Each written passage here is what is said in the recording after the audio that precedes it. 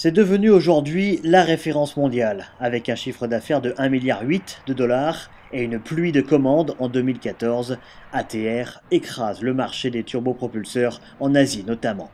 Mais déjà, de nouvelles évolutions sont prévues pour 2015, c'est ce qu'a annoncé son patron, Patrick de Castelbajac, lors de la conférence de presse annuelle du groupe franco-italien fin janvier à Paris. On vient d'avoir deux évolutions sur l'avionique et sur les moteurs. Cette année, on va se concentrer sur la cabine. Et en 2015, on a commencé des discussions pour pouvoir certifier une cabine avec 78 passagers. Vous savez que d'habitude, on vole plutôt à 70-72. Donc voilà, une cabine high density parce qu'il y a des marchés qui demandent ça.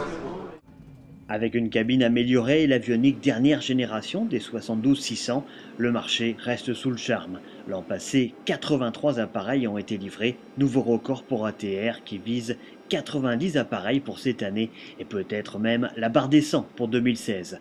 Autre record en 2014, celui des ventes avec 160 commandes fermes, loin devant le Q400 du Canadien Bombardier, avec en prime le millième ATR vendu et cette fameuse commande de Lion Air, la compagnie indonésienne, pour 100 appareils.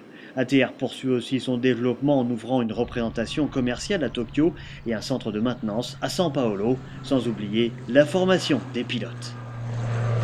Je peux vous dire que nous, on forme à peu près 3000 pilotes par an. Voilà.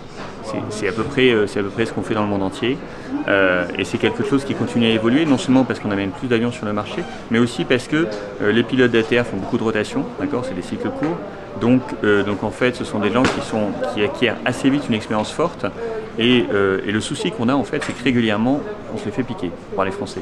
Nos opérateurs voient les plus gros qui arrivent et qui prennent les pilotes ATR pour les qualifier sur du 320, du 737 ou autre. Donc le challenge pour nous, c'est continuer à former les pilotes et voilà, c'est ce qu'on essaie de faire. Avec un carnet de commandes de près de 7 milliards de dollars, la production d'ATR est assurée pour les 3 prochaines années, en attendant l'arrivée sur le marché des turbopropulseurs du MA700, la réplique version chinoise de l'ATR. Le MA700, ça sera, je pense qu'il faut les prendre au sérieux, je pense qu'il ne faut pas du tout les mettre de côté. Je pense que ce sont des gens qui ont montré au monde entier leur capacité à apprendre, à progresser. Donc aujourd'hui, je pense que c'est un avion qui est vraiment fait pour le marché chinois et on verra si demain ils peuvent le certifier et ensuite se lancer à la conquête du monde. Seule ombre au tableau, la version de 90 sièges de l'appareil. Une version qui divise les deux actionnaires d'ATR, Airbus est contre, alors que son partenaire italien Finmeccanica soutient le projet.